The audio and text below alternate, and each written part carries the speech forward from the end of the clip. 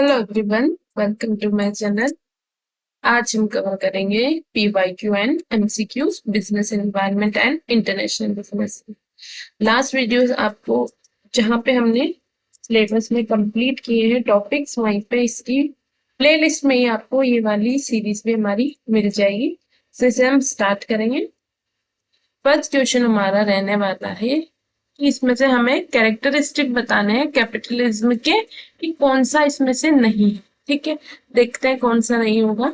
Individual and association behave with economic motive of maximising their profit with least sacrifice for or cost. ठीक है, capitalism की बात हो रही, ठीक है, इसलिए इंडिविजुअल एंड एसोसिएशन बिहेव करते हैं इकोनॉमिक मोटिव के साथ में ताकि मैक्सिमाइज हो उनका प्रॉफिट विद उनकी लीस्ट कॉस्ट के साथ। ठीक है, कैपिटलिज्म होता ही है ये, इसलिए ये तो इसका कैरेक्टरिस्टिक हो जाएगा।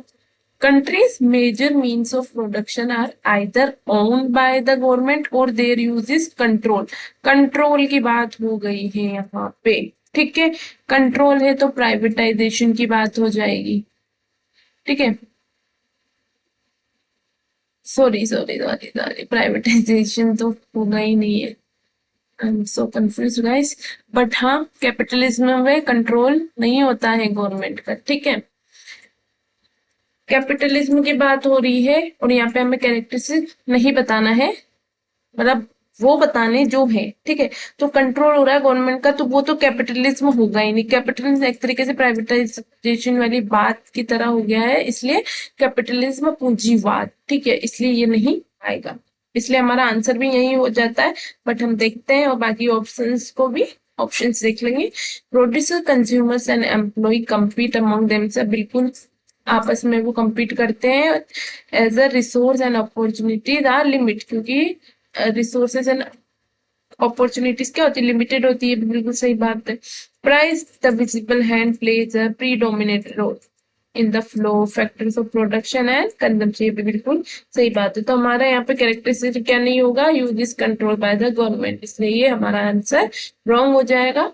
ठीक है, और यहाँ पे हमारा आंसर हो जाएगा सेकंड साइड। ठीक है, नेक्स्ट देखेंगे, विच of the following is not the selling feature of the industry policy development since 1991 के बारे में पूछ रहा है। तो देखेंगे हम इंडस्ट्रियल पॉलिसी जो है 1991 वाले की बात हो गई है, सिंस 1990। ठीक है, the scope of private sector has been enormously expanded, बिल्कुल हाँ हो गया था प्राइवेट सेक्टर का उस टाइम तक। Public sector has been withdrawing partially और fully from several of the enterprises by disinvestment. ठीक है, डी इन्वेस्टमेंट, तो ये भी बिल्कुल सही बात हो जाएगी। और इंडियन इंडस्ट्री इंक्रीज भी होने लगी थी फॉरेन कंपटीशन की ओर, ये भी बिल्कुल सही बात है। और monopoly dominate position for the public sector in most of the control वाली बात अब नहीं आएगी। ठीक है, पब्लिक सेक्टर की हो किसी की भी हो, कंट्रोलिंग वाली बात इंडस्ट्री पॉलिसी डेवलपमेंट जब 1991 आ चुका था तब तक ये नहीं मतलब ये कम हो चुका था। ठीक है, इसलिए यहाँ पे हमारा आंसर हो जाएगा आंसर नंबर 4। नेक्स्ट क्वेश्चन देखेंगे, असर्शन रीजन वाला है। The volume of import tends to be very high. ठीक है, जो इम्पोर्ट्स का वॉल्यूम है वो वेरी हाई, ठीक है, हो गया व्हेन, कब, there is a conjuncture of high rate of economic growth, जब हाई रेट थी इकोनॉमिक ग्रोथ की। ठीक है, ये बात मान लेते हैं, सही बात है बिल्कुल। ठीक है, a sharp fall in the relative price of imports and vice versa. ठीक है, ये बात भी बिल्कुल सही है। अब इसमें रीजन है कि high rate of growth certain variables is associated with rise in imports। ठीक है, ये बात बिल्कुल ठीक है।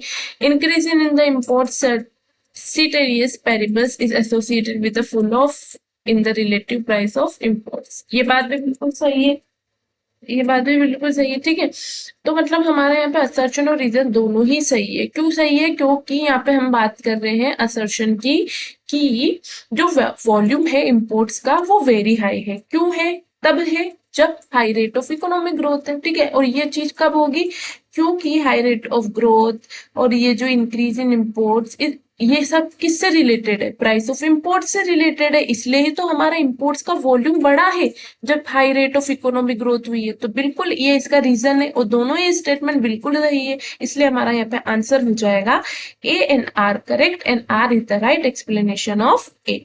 क्वेश्चन नंबर 4 देखेंगे। इसमें हमसे पूछ रहा है कि कौन सा कंज्यूमरिज्म से रिलेटेड नहीं है। ठीक है, उपयोगितावाद हिंदी में बोलेंगे। ठीक है, कंज्यूमरिज्म क्या है? एक मैनिफेस्टेशन है, मैनिफेस्टेशन है ये हम जानते हैं।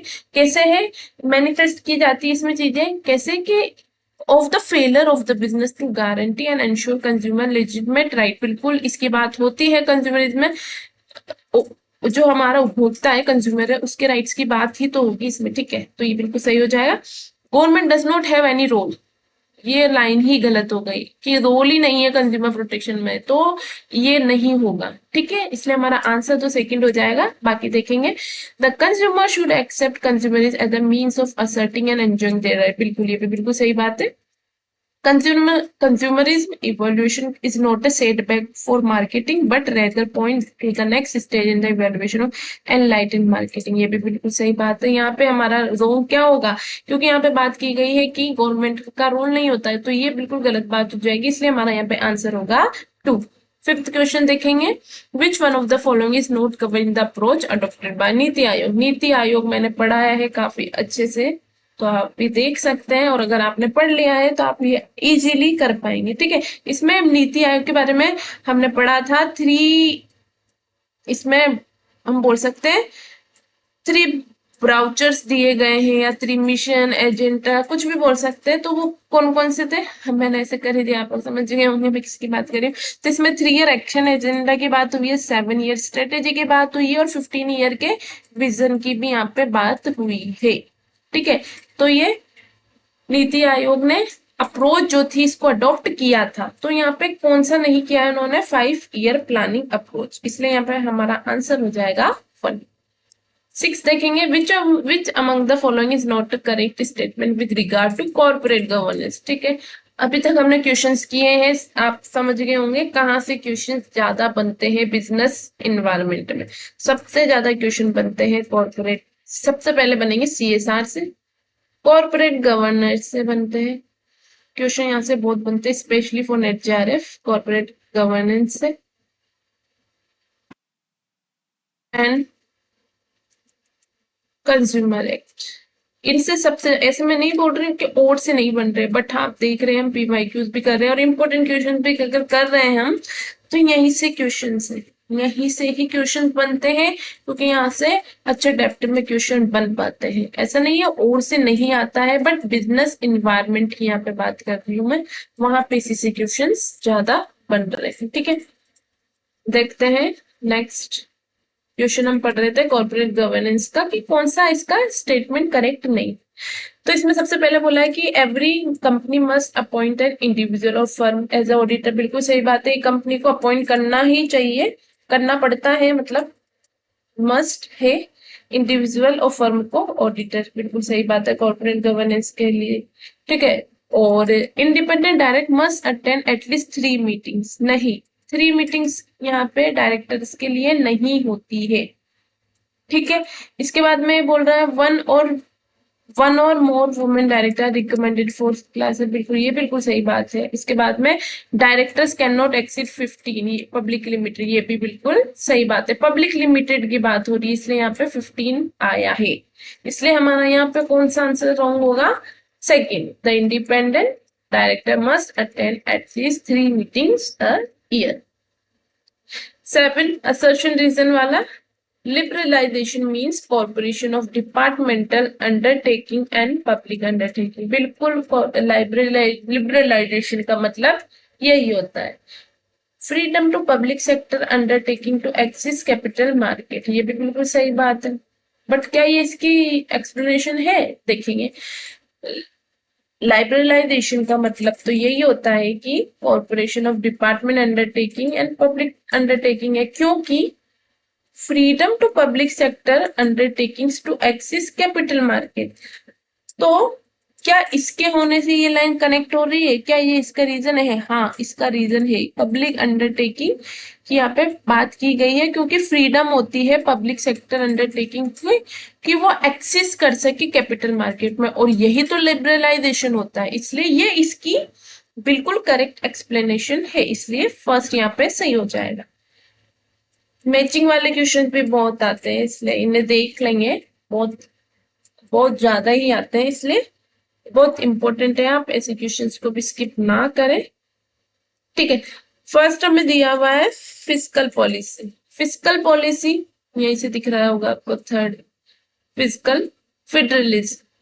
टेक्नोलॉजी पॉलिसी मींस, अभी जैसे मैं बताती हूँ, मैं बोलती हूँ सब कट कर दो। अब जैसे आपको दिख रहा होगा फर्स्ट में थर्ड है तो बाकी तो सब ही गए, डायरेक्ट ही गए। ठीक है, इसलिए ऐसे क्वेश्चंस को सोल्व करना चाहिए ताकि आपको कंफ्यूजन ही ना हो। ठीक है, देखते हैं, यानी कि हमारे यहाँ पे आंसर क्या हो रहा है, सेकंड, यानी कि फिस्कल पॉलिसी में आ जाएगा फिस्कल फेडरलिज्म। ठीक है, टेक्नोलॉजी पॉलिसी में आ जाएगा मिटिगेशन नेशनल हैजार्ड्स का। मैक्रो, मैक्रो की बात हो रही है। ठीक है, जो मैक्रो इकोनॉमी, इसमें बीओपी आ जाएगा। मॉनेटरी पॉलिसी में इन्फ्लेशन आएगा ही, इससे हमारे यहाँ पे आंसर हो जाएगा सेकंड। नेक्स्ट देखेंगे, विच of the following factor is not directly responsible for slowing down the growth of infrastructure. Infrastructure की ग्रोथ स्लोइंग डाउन होने के लिए, मतलब उसकी जो ग्रोथ है वो कम होने का, यहाँ पे कौन सा डायरेक्टली रेस्पॉन्सिबल नहीं है वो फैक्टर हमें बताना है। तो क्या जो high level of perceived politic risk है, क्या ये डायरेक्टली रेस्पॉन्सिबल नहीं है? बिल्कुल, ये तो डायरेक्टली रेस्पॉन्सिबल है। High level of sunk cost, ये भी है।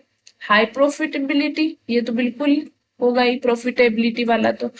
और ये है introduction of competition in all sector. नहीं, ये कोई रीजन नहीं है ग्रोथ का कम होने का, क्योंकि अगर आप कहीं पे किसी भी कंपटीशन में या कंपनी में या कहीं पे भी एक आप प्रोडक्ट को या किसी भी चीज को आप लॉन्च कर रहे हो या फिर आप किसी ऑर्गेनाइजेशन को ही लेके चल रहे हो, तो कंपटीशन तो होगा। तो कंपटीशन होने का मतलब ये नहीं है कि आपकी ग्रोथ ही स्लो हो जाएगी। ठीक है, इसलिए यहाँ पे डायरेक्टली रेस्पॉन्सिबल ये होगा नहीं। ठीक है, इसलिए यहाँ पे हमारा आंसर हो जाएगा introduction of competition in all sectors. 10 देखेंगे, question number 10, which out of the following which is not a major component of gross domestic product, यानी कि जीडीपी का कौन सा मेजर कंपोनेंट यहाँ पर नहीं है? पर्सनल कंजम्पशन एक्सपेंडिचर ये आता है। ग्रोस प्राइवेट डोमेस्टिक इन्वेस्टमेंट ये भी आएगा। नेट पर्सनल इनकम जीडीपी में नॉट अ मेजर कंपोनेंट। ठीक है, नेट एक्सपोर्ट ये भी आएगा, इसलिए हमारा यहाँ पे आंसर हो जाएगा थर्ड। नेक्स्ट देखेंगे, विच of the following is not a forum of consumer dispute redressal. कौन सा नहीं होता है? Local forum. ठीक है, ये नहीं होता है। हमने डिस्ट्रिक्ट फोरम पढ़ा, स्टेट फोरम पढ़ा, नेशनल कमीशन पढ़ा, बट लोकल फोरम इसका डिस्प्यूट रिट्रेसल सिस्टम में नहीं होता है। ठीक है, which one is not the main objective of physical policy का मेन ऑब्जेक्टिव कौन सा नहीं होगा? Increase liquidity in the economy, to promote price stability.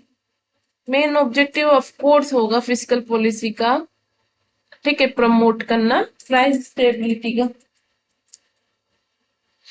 To minimise the inequalities of income and wealth, physical policy में ये आएगा। ठीक है, मिनिमाइज करने की तो बात आएगी, इनइक्वलिटी जो इनकम की और वेल्थ की।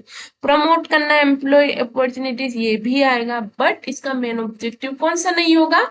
वन, की इंक्रीज करना लिक्विडिटी इन द इकोनॉमी। ये कोई फिजिकल पॉलिसी का कोई मेन या मेजर ऑब्जेक्टिव नहीं है। ठीक है, नेक्स्ट देखेंगे, which one is not an element of internal environment. Internal environment जो कि डायरेक्टली इफेक्ट करता है। ठीक है, इंटरनल कंट्री के एक कंपनी के कंट्रोल में भी होता है। ठीक है, इंटरनल इन्वायरमेंट एक्सटर्नल कंट्रोल में नहीं होता। ठीक है, अब इसमें हमें बताना कौन सा इसका एलिमेंट नहीं है। तो क्या मार्केट की कैपेबिलिटी इंटरनल एनवायरनमेंट है? हाँ बिल्कुल है, और ये कंट्रोल भी हो सकती है।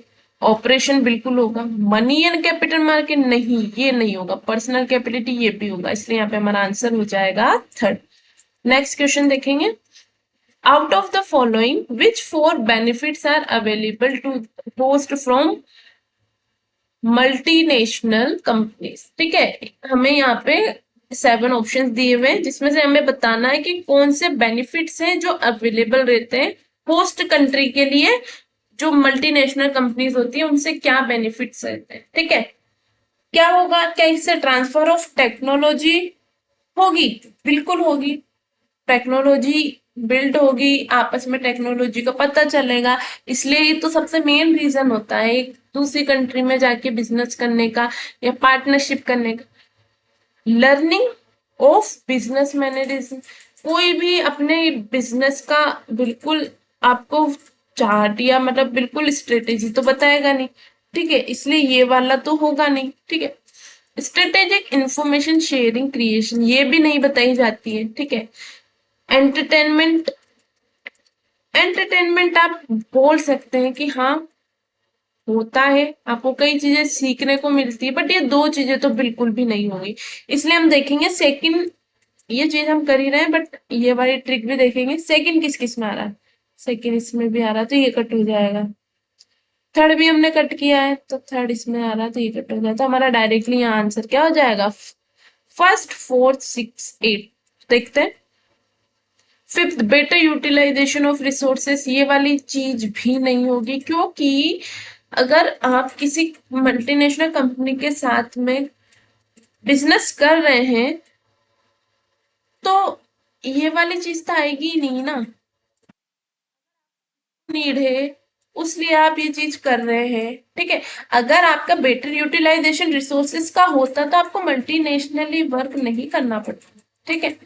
इसके बाद में इनहांस सोशल कॉन्टेक्ट, बिल्कुल सोशल कॉन्टेक्ट इनहांस होगा ही। और improved competition in local economy, इससे क्या होगा, इम्प्रूव्ड भी होगा लोकल कंपटीशन, ठीक है, इसलिए ये वाली चीज भी हो जाएगी। एट्थ ऑप्शन ही नहीं, सेवन तक है, ठीक है, इसलिए यहाँ पे हमारा आंसर हो जाएगा one, four, six and seven, ठीक है। Environmental degradation does not consist, क्या कंसिस्ट नहीं करता, इसमें क्या नहीं आएगा, land degradation and soil erosion, नहीं ये नहीं आएगा। Overgrazing and ecological degradation, बिल्कुल नहीं। फ्लड्स, बिल्कुल नहीं। समझ रहे क्वेश्चन में बिल्कुल नहीं क्यों बोल रहे हैं, क्योंकि यहाँ पे नहीं बोल रहा है, और ये सब तो आते हैं उसके अंदर, इन्वायरमेंटल डिग्रेडेशन के अंदर इन सब की तो बात होती है। इसलिए यहाँ पे नन ऑफ द अबव हो जाएगा, क्योंकि ये सब तो इसके अंदर आते हैं और हमसे पूछा कौन सा कंसिस्ट नहीं होता, बट यहाँ तो तीनों कंसिस्ट होते हैं। 16 क्वेश्चन देखेंगे इसमें। ट्रेड पॉलिसी, ट्रेड पॉलिसी कौन सी पॉलिसी होती है, इकोनॉमी पॉलिसी होती है। सेकंड, फर्स्ट में सेकंड सब इकट्ठे हो गए, आंसर निकल के आ गया बी। देखेंगे ट्रेड पॉलिसी इकोनॉमिक पॉलिसी होती है। ट्रेड फ्लोज क्या होता है, ग्लोबल लिंकेज होती है, बिल्कुल होती है। प्राइस ट्रेंड्स इकोनॉमी की कंडीशन है, और inter sector linkage structure and nature of economy.